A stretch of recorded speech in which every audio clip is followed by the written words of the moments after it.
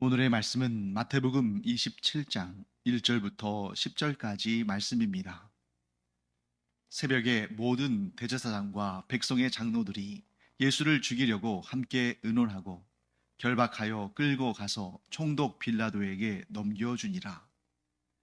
그때에 예수를 판 유다가 그의 정죄됨을 보고 스스로 뉘우쳐 그 은 30을 대제사장들과 장로들에게 도로 갖다 주며 이르되 내가 무죄한 피를 팔고 죄를 범하였도다 하니 그들이 이르되 그것이 우리에게 무슨 상관이냐 내가 당하라 하거늘 유다가 은을 성소에 던져넣고 물러가서 스스로 목매어 죽은지라.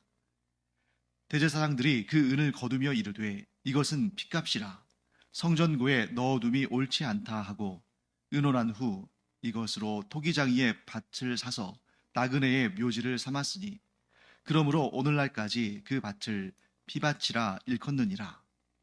이에 선지자 예레미야를 통하여 하신 말씀이 이루어졌나니 일러스되 그들이 그 가격 매겨진 자 곧 이스라엘 자손 중에서 가격 매긴 자의 가격 곧 은 30을 가지고 토기장이의 밭값으로 주었으니 이는 주께서 내게 명하신 바와 같으니라 하였더라.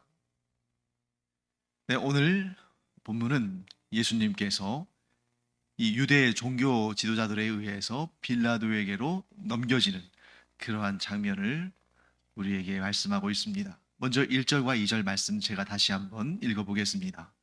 새벽에 모든 대제사장과 백성의 장로들이 예수를 죽이려고 함께 의논하고 결박하여 끌고 가서 총독 빌라도에게 넘겨주니라. 자, 지금까지 예수님을 붙잡고 예수님을 신문하고 정죄하는 그 모든 일들은 사내들인 공의회, 곧 대제사장, 서기관 이런 사람들의 공동체, 거기에 이제 장로들도 있고 또 신분적으로 본다면 바리새인들, 사두개인들이 모인 유대의 종교 최고 의결 기관이죠. 사내들인 공의회에서 이 모든 일들이 진행됐습니다. 그러면 거기서 끝나면 될 것 같은데 오늘 본문의 말씀을 보시면 거기서 끝나지 않고 다른 곳으로 이동하죠. 그리 거리가 먼 곳은 아니고 가까운 곳인데 어쨌든 공간을 이동합니다. 어디로 이동하냐면 총독 빌라도의 관정으로 갑니다. 그래서 왜 이렇게 이중적인 절차를 밟아야 했을까? 자기들이 예수님을 지금 신문하고 또 정죄까지 다 했고 그랬는데 왜 굳이 예수님을 로마 총독 본디오 빌라도에게로 데리고 갔을까? 거기에는 이 예수라는 사람을 그냥 적당히 처벌해서는 안 되고 반드시 죽여야겠다는 그들의 결연한 의지가 담겨 있는 것입니다. 사형 이외의 다른 형벌은 이 사내들인 공의회에서 얼마든지 내릴 수가 있었어요. 딱 한 가지 판결만 내릴 수가 없습니다. 그것은 무엇입니까? 사형. 지금 이 이스라엘은 로마 황제의 지배 아래에 있기 때문에 사람의 목숨이 곧 로마 황제의 소유예요. 이스라엘 사람이라 할지라도. 그렇기 때문에 웬만한 그런 징계들, 벌들, 예를 들면 투옥한다든지 또 좀 고문을 한다든지 이런 일들은 이 사내들인 공의회에서 얼마든지 결정해서 할 수 있지만 사형만큼은 로마 총독의 권한 하에 있는 것이고 그래서 로마 총독의 권한을 대행하고 있는 총독, 이 당시에는 본디오 빌라도죠. 로마 총독의 허락이 있어야만 사형을 집행할 수가 있습니다. 자, 그러니까 이 사내들인 공의회 회원들이 대제사장부터 해서 장로들, 서기관들 이런 사람들이 이 예수 그리스도를 본디오 빌라도에게로 끌고 간다는 것은 이 사람은 반드시 죽여야겠다. 이제 이런 경우도 있을 수 있죠. 자기들은 반드시 죽여야 하기 때문에 로마 총독 본디오 빌라도에게 데려갔는데 로마 총독 본디오 빌라도가 거절할 수도 있잖아요. 내가 보니까 그는 사형을 할 만한 그런 죄를 짓지 않았다. 이렇게 말하면 결국에는 죽일 수 없는 거죠. 그럴 때는 어떻게 하려고요? 그런 경우를 대비해서 이 본디오 빌라도를 압박할 수 있는 그런 비장의 카드를 들고 온 거죠. 다 준비가 되어 있는 것입니다. 그 비장의 카드가 뭘까요? 네, 우리가 이제 내일 보는 그 본문에서 나오겠습니다만, 반역죄. 로마 총독이라 할지라도 커버해 줄 수 없는, 디펜스 해줄 수 없는, 자기의 권한을 넘어설 수밖에 없는, 넘어서는 그러한 벌, 그러한 죄, 로마 황제에 대한 반란죄를 적용할 모든 준비를 해서 가는 것입니다. 그래서 그 준비를 하기 위해서 우리가 어제 지난주 금요일에 본 그 본문에서 왔지 거짓 증인들과 거짓 증거들을 모았죠. 그래서 이 영모죄로 예수님을 고발하면 로마 총독이 아무리 예수님에 대해서 무죄하다 하더라도 그가 결국에는 예수님을 죽이도록 허락할 수밖에 없을 것이다. 이렇게 생각한 것입니다. 자, 이로써 우리가 뭘 할 수 있습니까? 사내들인 공의회의 유일한 목적이, 지금 현재 이 사내들인 공의회의 유일한 목적이 그들이 부여받은 책임, 그들이 부여받은 권리와는 전혀 동떨어진 것이라는 것을 알게 됩니다. 자, 이 사내들인 공의회가 세워진 목적, 그들이 부여받은 사명이 무엇입니까? 하나님을 온전히 섬기고 그 하나님의 뜻대로 백성들을 잘 이끌어가는 것입니다. 그런데 지금 이들의 목적은 하나님을 잘 섬기는 것, 백성들을 잘 이끄는 것, 말로는 그렇다고 하지만 그들의 목적은 딱 한 개죠. 예수 그리스도를 죽이는 것. 자, 그리고 나서 이제 좀 뭔가 대단한 반전이 일어납니다. 어떤 반전이냐면 그 사내들인 공의회에 그 악한 사람들, 대제사장, 장로들, 서기관들, 그들과 결탁해서 예수 그리스도를 죽이는 일에 동참했던 가룟 유다가 갑자기 돌이켜요. 갑자기 그가 반성합니다. 뉘우칩니다. 그 내용이 3절부터 5절까지 나오죠. 다시 한번 제가 읽어보겠습니다. 그때에 예수를 판 유다가 그의 정죄됨을 보고 스스로 뉘우쳐 그 은 30을 대제사장들과 장로들에게 도로 갖다 주며 이르되 내가 무죄한 피를 팔고 죄를 범하였도다 하니 그들이 이르되 그것이 우리에게 무슨 상관이냐 내가 당하라 하거늘 유다가 은을 성소에 던져넣고 물러가서 스스로 목매어 죽은지라. 자, 예수님은 무죄하십니다. 예수님은 죄가 없으셔요. 그런데 지금 이 사내들인 공의회 회원들과 또 가룟 유다는 예수님을 죄인처럼 취급했습니다. 그래서 예수님께 없는 죄도 뒤집어 씌우면서 예수님을 지금 죽이려고 하고 있어요. 그 일에 누가 쓰임 받았습니까? 누가 그 일을 했습니까? 가룟 유다. 가룟 유다가 예수님을 이 악한 무리에게 넘겨줬어요. 그런데 아이러니하게도 역설적으로도 예수님의 무죄함을 가장 확실하게 증언한 사람이 누구예요? 가룟 유다. 자, 예수님을 배신하지 않은 사람들이 예수님은 무죄하시다. 예수님은 죄가 없으시다. 그렇게 아무리 외쳐본들 예수님이 죄가 있다고, 예수님이 악한 자라고, 예수님이 신성 모독했다고 주장하는 사람들에게는 그냥 속이에 격리 끼죠. 그런데 예수님을 직접 팔아넘긴 사람, 예수님을 배신한 사람, 예수님을 은 30, 이 은 30이 이 소에 받쳐 죽은 종의 몸값 아닙니까? 그 정도의 정말 그 적은 액수에 예수님을 팔아넘길 정도로 그렇게 예수님을 배반하고 최악의 일을 한 사람이 그가 스스로 뉘우쳐서 내가 잘못 판단했다. 내가 죄를 저질렀다. 그분은 죄가 없으시다. 이렇게 말하는 것보다 예수님의 무죄함을 더욱 확실하게 증거할 수 있는 일이 뭐가 있겠습니까? 그래서 이 가룟 유다가 뉘우친 것은 예수님의 무죄하심을 드러내는 가장 명확한 증거다 하는 것을 보게 됩니다. 그래서 그가 은 30을 자기와 결탁해서 예수님을 지금 궁지로 몰아넣은 그 대제사장 그리고 장로들, 이 산헤드린 공의회 회원들에게 다시 반납하려고 했어요. 내가 무죄한 피를 팔고 죄를 범했다 하고 그들에게 자기가 죄를 지었다는 것을, 자기가 잘못했다는 것을 토로했습니다. 그런데 그 이야기를 들은 이 대제사장 그리고 장로들, 그들이 뭐라고 하냐면 그것이 우리에게 무슨 상관이냐. 그 얘기는 뭘까요? 그거 너의 죄 아니냐. 우리는 너의 그 죄와 관련이 없다. 이렇게 말하는 것입니다. 그러자 유다가 은을 성소에 던져놓고 물러가서 스스로 목매어 죽었습니다.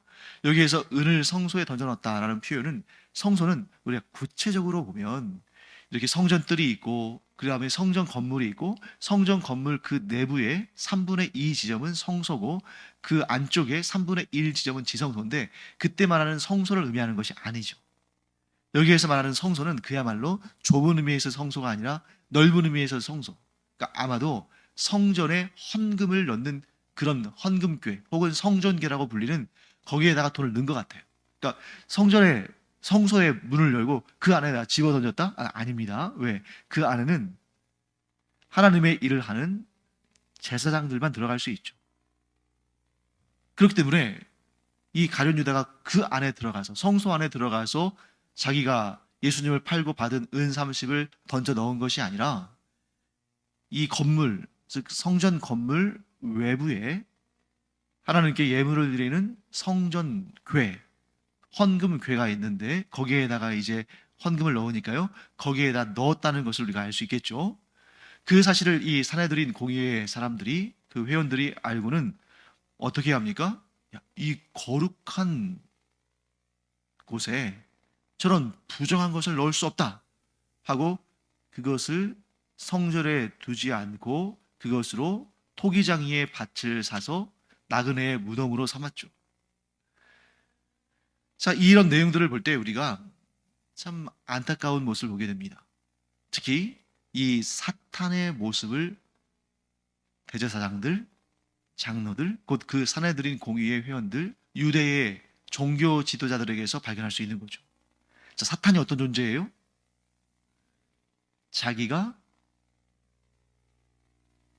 유혹하는 사람들, 자기가 시험하는 사람들, 곧 하나님의 품으로부터 빼앗으려고 그렇게 눈독 들이는 사람들에게, 그들이 아직 하나님을 배신하기 전에, 그들이 아직 예수 그리스도를 떠나기 전에는 참 잘해줍니다. 온갖 감언이설로 잘 대해줍니다. 그러다가 그가, 그 시험을 받는 사람이 하나님을 버리고 예수 그리스도를 더 이상 구주로 모시고 살지 않는 그때가 되면 모른 척 해버려요. 네가 스스로 하나님을 떠나지 않았느냐? 네가 스스로 예수 그리스도를 버리지 않았느냐? 그러면서 발뺌을 하는 거죠. 어떤 특징이 있습니까? 자기들이 그 사람을 원하고 그 사람을 하나님으로부터 빼앗으려고 할 때에는 그토록 그렇게 더할 나위 없이 그렇게 잘해주다가 결국 하나님을 떠나서 자기 소유가 되면 나몰라라 하는 그런 모습을 보게 되는 것이죠. 그런 사탄의 모습이 이 산헤드린 공의회 회원들에게 그대로 보여지는 것입니다. 그런데 그 과정에서 유다는 뉘우쳤잖아요. 내가 무죄한 피를 흘리는 죄를 지었다 라고 반성하고 뉘우쳤습니다. 자, 여기에서 정말 어려운 문제가 등장하죠. 가룟 유다의 이러한 말과 행동을 진정한 회개로 볼 수 있을까? 즉 가룟 유다는 정말 회개했다고 볼 수 있을까? 분명한 사실은 그가 자신이 죄를 지었다고 뉘우친 것은 사실이죠. 자, 그렇다면 만일 가룟 유다의 말과 행동이 진정한 회개라면 그가 죄 사함을 받았다고 할 수 있는가? 또한 만일 유다가 죄 사함을 받았다면 그의 영혼은 지금 천국에 있는가? 굉장히 어려운 문제죠. 가룟 유다가 진정한 회개를 했는가? 가룟 유다의 죄가 용서를 받았는가? 가룟 유다가 지금 구원받고 천국에 있는가? 자, 정확히 성경은 뭐라고 말씀하고 있지 않기 때문에 가룟 유다가 뉘우쳤다는 것까지만 말씀하시고 그 후에 어떻게 됐는지를 말씀하지 않기 때문에 정확히 우리가 단정해서 말하기는 쉬운 일이 아닙니다. 자, 그런데 저는 그런 질문에 대해서 좀 부정적입니다. 가룟 유다가 진정한 회개를 했는지, 가룟 유다의 그 회개에 대해서 하나님께서 용서하셨는지, 그래서 지금 가룟 유다는 천국에 있는지 정확히 단정할 수는 없지만 저는 좀 부정적인 쪽으로 봅니다. 자, 왜냐하면 이 상황에서 두 사람이 오버랩이 됩니다. 어떤 사람이냐면 한 명은 베드로, 한 명은 가룟 유다. 자, 베드로도 예수님을 부인했죠. 3번이나. 예수님께서 잡히시던 밤에 그가 가야바의 관정, 곧 대제사장의 관정에서 사람들이 자기를 알아보고 추궁하니까 3번이나 예수님을 모른다. 예수님과 나는 관계가 없다. 이렇게 부인했습니다. 그리고 가룟 유다도 예수님을 그 악한 살해들인 공의회 회원들에게 넘겨줬습니다. 둘 다 실패한 거죠. 둘 다 죄를 지은 겁니다. 둘 다 쓰러졌습니다. 그런데 베드로를 잘 보세요. 베드로는 예수님을 3번이나 부인하고 예수님을 끝까지 지켜드리지 못했다는 그러한 좀 마음의 고통과 괴로움도 있었을 것이고 실족한 자기 자신의 화도 났을 것이고 그래서 이제 내가 생계를 위해서 물고기나 잡으며 살아야겠다. 옛날로 돌아가야겠다 하고 디베랴 호수, 요한복음의 기록에 의하면 디베랴 호수, 그리고 그것은 갈릴리 호수죠. 갈릴리 호수로 가서 다시 물고기를 잡는데 그때 예수님께서 베드로를 찾아오셔서 그가 3번 예수님을 부인한 것처럼 3번 베드로야 네가 나를 사랑하느냐 물으시면서 그 마음 안에 베드로의 마음 안에 예수님을 향한 사랑의 마음이 있음을 확인시켜 주시고 베드로를 다시 일으켜 세우셔서 그가 참으로 귀한 사역을 감당하는 사도가 되게 하셨습니다. 회복이 된 거죠. 그런데 가룟 유다는 그렇지 못했습니다. 베드로는 부활하신 예수님을 만나고 회복됐는데 가룟 유다는 부활하신 예수님을 만날 수가 없었어요. 왜? 자살했으니까. 만일 가룟 유다가 예수님을 팔았다 할지라도 그가 자살하지 않고 끝까지 살아남아서 진정으로 회개하고 진정으로 자기의 잘못을 뉘우치고 주님을 여전히 인정하는 신앙을 가졌다면 뭐 이런 일은 일어나지 않았기 때문에 단정할 수 없습니다만 제 생각에는 부활하신 예수님이 제자들을 찾아오셨을 때에 가룟 유다도 만나주시고 베드로처럼 그도 회복되게 하셨을 거라고 저는 생각합니다. 그런데 가룟 유다가 어떻게 됐어요? 자살해버렸어요. 자살했기 때문에 그가 비록 죄를 고백하고 뉘우치기는 했지만 자살함으로 말미암아 부활하신 예수님을 만날 수가 없었습니다. 그리고 그 생명은 이미 이 세상을 떠났기 때문에 그가 회개할 기회도 진정한 예수 그리스도 앞에 회개하고 회복될 기회도 얻지 못한 거죠. 그렇기 때문에 저는 이 가룟 유다의 죄사함과 회복과 천국에서의 지금 존재한다는 그런 주장들을 저는 받아들이지 않습니다. 그리고 나서 이제 이 대제사장들이 어떤 일을 벌였는지가 또 나오죠. 가룟 유다가 성전에다가 버리고 간 그 돈을 거두면서 뭐라고 하냐면 이것은 핏값이다. 핏값이기 때문에 성전구에 넣어둘 수 없으니까 이것으로 토기장의 밭을 사서 나그네의 묘지를 삼자. 그래서 그 밭의 이름이 지금까지 뭐라고 불린다고요? 피밭이다. 여러분, 이 단어에 한번 주목해 보세요. 토기장이의 밭을 사서 나그네의 묘지를 삼으면서 그 밭을 피밭이라고 명명했습니다. 그러면 그들이 피밭이라고 그 나그네의 묘지를 일컬을 때에 그 피는 누구의 피일까요? 분명히 이 대제사장들, 또 장로들, 서기관들, 이 사내들인 공의회 회원들은 이 피밭이라고 할 때, 핏값으로 밭을 샀다 했을 때 그 피는 가룟 유다의 피일 거예요. 왜냐하면 가룟 유다가 그 돈을, 그 은30을 성전에 던져놓고 자기 자신은 자살해서 죽었으니까. 자, 저 자살한 사람의 핏값을 성전에 둘 수 없다, 이렇게 생각했을 겁니다. 그런데 더 정확히 말한다면, 더 본질적으로 말한다면 그 핏값은 가룟 유다의 핏값이 아니라 예수님의 핏값이죠.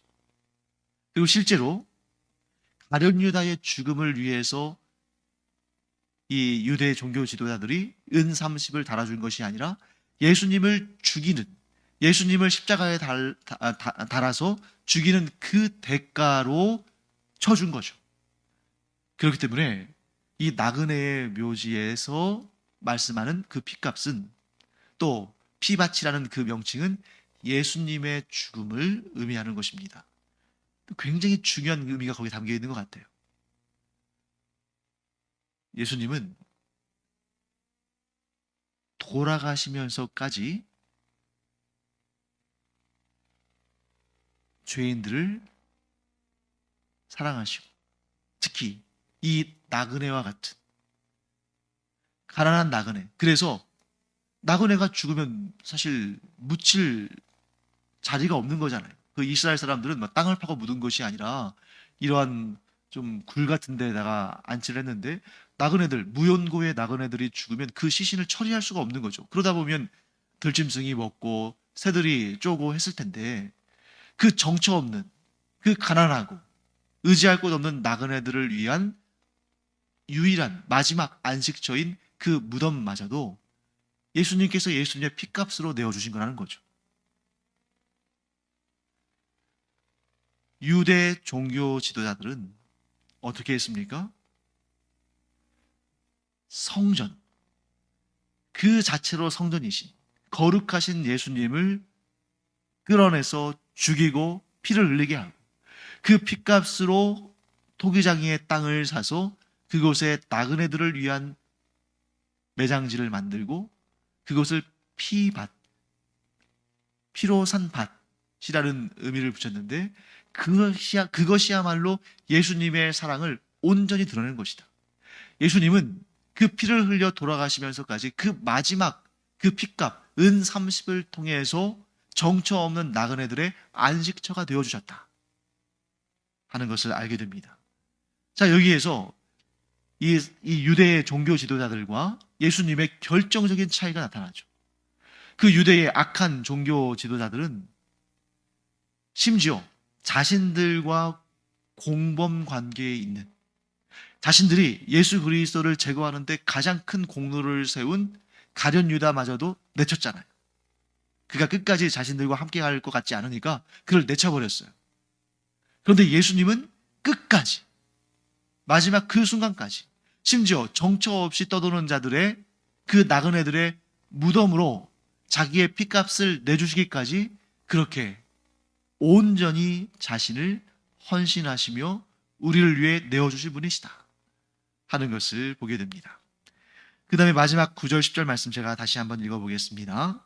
이에 선지자 예레미야를 통하여 하신 말씀이 이루어졌나니 일러스되 그들이 그 가격 매겨진 자 곧 이스라엘 자손 중에서 가격 매긴 자의 가격 곧 은30을 가지고 토기장이의 밭값으로 주었으니 이는 주께서 내게 명령하신 바와 같으니라 하였더라. 자, 이 일, 곧 예수님께서 팔리신 그 몸값 은30을 가지고 나그네들의 마지막 안식처, 곧 나그네들을 위한 또 묘지로 쓰임받을 그 밭을 사게 하셨죠. 이 모든 일들이 그냥 우연히 이루어진 일이 아니라 하나님께서 이미 이때로부터 거의 한 600년 전인 예레미야 때에 예레미야의 입을 통해서 하신 말씀을 이루셨다 하는 것입니다. 자, 이 모든 일들이 만일 우연히 발생한 일이라면 예수님께서 패하신 거죠. 예수님께서 지금 지신 겁니다. 왜요? 결국에는 당했으니까. 결국에는 죽었으니까. 반면에 이 모든 일들이 하나님의 계획 가운데 이루어지는 일이라면 예수님은 승리하신 것이죠. 왜? 그 목적대로 이루셨으니까. 마태는 지금 뭐라고 우리에게 전합니까? 예레미야를 통해서 하나님께서 예언하신 말씀을 이루시고자 이렇게 예수님께서 은30에 팔리시고 그 은30으로 나그네들의 매장을 위한 피밭, 곧 예수님의 피값으로 산 그 밭을 그들에게 주셨다. 이 일이 이미 600년 전에 예레미야 선지자를 통해서 예언되었다. 그러므로 예수님께서는 그 모든 예언된 하나님의 뜻을 완성하셨다. 그러므로 최후의 승자는 이 유대의 악한 종교 지도자들이 아니라 예수님이시다 하는 것을 우리가 알 수 있습니다. 사랑하는 성도 여러분, 우리의 삶에서도 마찬가지입니다. 우리의 삶이 만약 우연의 연속이라면, 그런데 그 우연의 연속 가운데 우리가 패배하고 쓰러지고 넘어지고 실족하고 그런 일들이 얼마나 많습니까? 우리가 실패한 거죠. 그런데 하나님께서 우리의 인생을 계획하시고 우리를 인도하신다면 우리의 삶 가운데 잠깐 고난도 있고 실패도 있고 문제도 있지만 결국에는 하나님께서 그 선하신 역사를 이루신다는 것을 우리는 믿습니다. 물론 우리의 그 인생길 가운데 때로는 악인이 우리를 괴롭히고 또 그 악인의 배후에 있는 사탄과 마귀들이 우리를 시험하고 또 우리가 고난도 겪고 실패도 경험하고 그렇습니다. 그런데 우리가 우리의 삶에 하나님의 목적이 있다. 하나님께서 우리를 이끌어 가신다는 그 확신이 있다면 그런 일들이 일어남에도 불구하고 우리는 견고한 믿음을 지킬 수 있어요. 왜? 하나님께서 나와 함께 하시기 때문에 비록 이런 과정들이 있지만 반드시 하나님께서 승리하실 것이다. 하나님의 승리를 믿지 못하면 인생의 고난과 역경과 실패와 문제들을 경험할 때 좌절할 수밖에 없어요. 그리고 앞으로 일어날 그런 문제들에 대해서 겁이 나서 인생길을 평안하게 갈 수가 없습니다. 그런데 만일 우리에게 하나님께서 반드시 승리하실, 하나님께서 예레미야의 예언을 성취하신 것처럼 우리를 향한 하나님의 뜻을 반드시 이루신다는 것을 우리가 믿고 확신하면 그 중간중간에 실패도 있고 고난도 있고 악한 자들의 공격도 있고 사탄의 시험도 있고 그렇습니다만 거기 굴하지 않습니다. 예수님께서 당하신 것처럼 이런 일이 나에게 반드시 일어나겠지만 그러나 반드시 하나님은 승리하신다. 그런 확신을 가지고 그런 고난들을 이겨낼 수 있는 것이죠. 사랑하는 성도 여러분, 우리에게 하나님을 믿는 믿음, 예수 그리스도를 신뢰하는 그 믿음, 그리고 하나님은 반드시 승리하시고 반드시 나에게 영광을 주신다. 영생의 복락을 주신다. 나에게 최종 승리를 주신다 하는 것을 믿음으로 말미암아 우리의 삶에 밀어닥치는 여러 가지 문제들에 유동하지 아니하 끝까지 이 믿음의 선한 싸움에 승리를 거두는 그런 우리가 되기를 간절히 축원합니다. 기도하겠습니다. 하나님 감사합니다. 하나님께서 반드시 승리하실 것을 믿기에 삶의 이런저런 문제에도 요동하지 않는 견고한 믿음의 사람이 되기를 간절히 원합니다. 예수 그리스도의 그 십자가의 죽음이 우연히 이루어진 일이 아니라 그 일을 위해서 예수님께서 이 땅에 오셨고 하나님께서는 선지자들을 통해 예언하신 모든 말씀을 이루신 것처럼 저희들의 삶 가운데서도 하나님의 놀라운 승리를 이루실 줄 믿사오니 그 믿음을 가지고 요동하지 않는 견고한 신앙인으로 이 세상을 살게 하여 주시옵소서. 감사드리며 예수님의 이름으로 축복하며 기도합니다. 아멘. 기도하는 시간입니다. 예수님의 고난은 실패가 아니었다. 우리의 구원을 위해서 계획하신 일들을 하나씩 하나씩 이루시는 과정이었다. 그러므로 내 삶 가운데 나를 가장 좋게 하시는 하나님의 그 역사도 반드시 이루어질 것이다. 중간중간에 고비가 있고 어려움이 있지만 그럼에도 불구하고 하나님은 반드시 성공하시고 반드시 승리하신다. 이런 마음 우리 잃지 않기를 바랍니다. 기도하겠습니다.